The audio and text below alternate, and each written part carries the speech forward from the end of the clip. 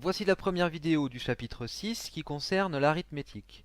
Précisons, parce que c'est important, que dans ce chapitre et dans toutes les vidéos, nous n'allons utiliser que des nombres entiers et des nombres positifs. Autrement dit, les entiers naturels, uniquement ceux-ci. Pour commencer, nous allons parler un petit peu de multiples et diviseurs, rappeler ces notions de multiples et diviseurs, car elles sont importantes pour cette notion, que nous allons voir dans les vidéos prochaines, ainsi que la division. À l'école primaire, vous avez vu comment diviser deux nombres entiers. Rappelons-le, pour diviser 169 par 7, on regarde dans 16 combien de fois 7. Dans 16, j'ai 2 fois 7. 2 fois 7, 14. 16 moins 14, 2. On abaisse le 9. En 29, j'ai 4 fois 7. 4 fois 7 nous font 28. 29 moins 28, il me reste 1. On dit qu'on a effectué la division euclidienne de 169 par 7. Dans cette division, le quotient est 24 et le reste est 1. D'autre part, on peut écrire cette opération en ligne en disant que 169 est égal à 7 fois 24 plus 1. Alors définissons de manière plus générale ce qu'on appelle faire effectuer une division euclidienne. Si A et B désignent deux nombres entiers positifs avec B différent de 0. Pourquoi B différent de 0? Parce qu'on va être amené à diviser A par B et qu'on se rappelle qu'on ne peut pas diviser par 0. Effectuer la division euclidienne de A par B, c'est trouver les nombres Q et R tels que petit a est égal à B fois Q plus R et R, notre reste, compris entre 0 et B. Et oui, on se rappelle que le reste doit toujours être plus petit que le diviseur. Strictement plus petit que le diviseur. Q est appelé le quotient, R est appelé le reste dans la division euclidienne de A par B. On dit qu'un entier A est un multiple d'un entier B si le reste dans la division euclidienne de A par B est égal à 0. Alors effectuons par exemple la division de 203 par 7. Pour diviser 203 par 7, on regarde dans 20 combien de fois 7. 2 fois 7, 14, et 20 moins 14, il me reste 6. J'abaisse le 3, dans 63 j'ai 9 fois 7, 7 fois 9, 63, il me reste donc 0. Le reste de cette division est 0, donc on peut dire que 203 est un multiple de 7, ou encore que 7 est un diviseur de 203.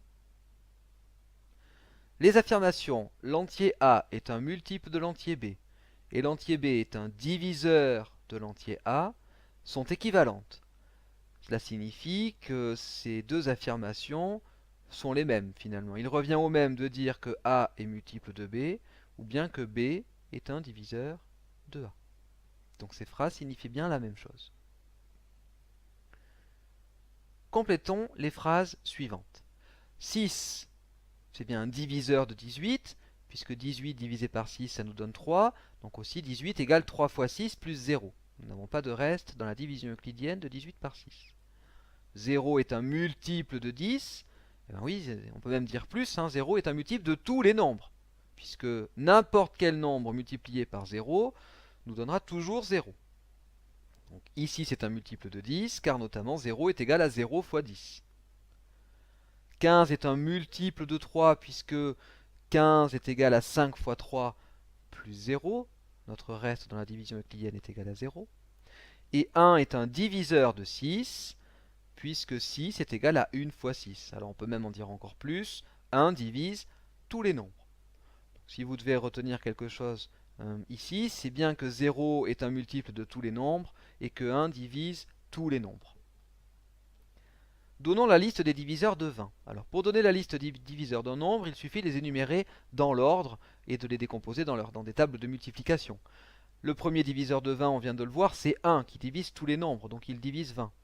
Mais si j'ai 1, 20 c'est 1 fois 20, donc j'ai aussi 20. 20 est divisible par 2, puisque c'est 2 fois 10 qui nous font 20. Donc j'ai à nouveau deux diviseurs, 2 et 10. 3 ne divise pas 20, 4 divise 20, puisque c'est 4 fois 5. Et si j'ai 4, j'ai donc 5. Voici donc la liste des diviseurs de 20. 1, 2, 4, 5, 10 et 20. En revanche, est-ce qu'on peut donner la liste des multiples de 20? Eh bien non. Pourquoi est-ce qu'on ne peut pas donner la liste des multiples de 20? Ben parce qu'il y en a une infinité des multiples de 20. On pourrait en donner quelques-uns, 20, 40, 60, etc. Mais on ne peut pas tous les donner. Rappelons maintenant quelques critères de divisibilité. Quand dit-on d'un nombre qu'il est divisible par 2? Eh bien, un nombre est divisible par 2 lorsqu'il est pair, c'est-à-dire qu'il se termine par 0, 2, 4, 6 ou 8. Comment sait-on qu'un nombre est divisible par 3? Eh bien, un nombre est divisible par 3 lorsque la somme de ses chiffres est un multiple de 3. Un nombre sera divisible par 5 s'il se termine par 0 ou 5. Un nombre est divisible par 9 si la somme de ses chiffres est un multiple de 9. Et enfin, on peut dire qu'un nombre est divisible par 10 s'il se termine par 0. Donc les critères qu'il faut connaître évidemment. Alors, nouvelle définition en troisième, c'est une nouveauté, hein, quelque chose que vous n'avez jamais vu. On dit qu'un nombre est premier s'il admet uniquement deux diviseurs, 1 et lui-même. C'est la condition pour dire qu'un nombre est premier. Il admet deux diviseurs, 1 et lui-même. Les diviseurs de 17, quels sont-ils? Eh bien, 1 et 17. 1 fois 17 égale 17 et c'est tout. Donc on peut dire que 17 est un nombre premier.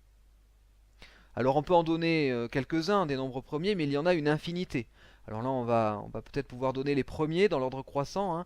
Nous avons 2, 3, 5, 7, 11, etc.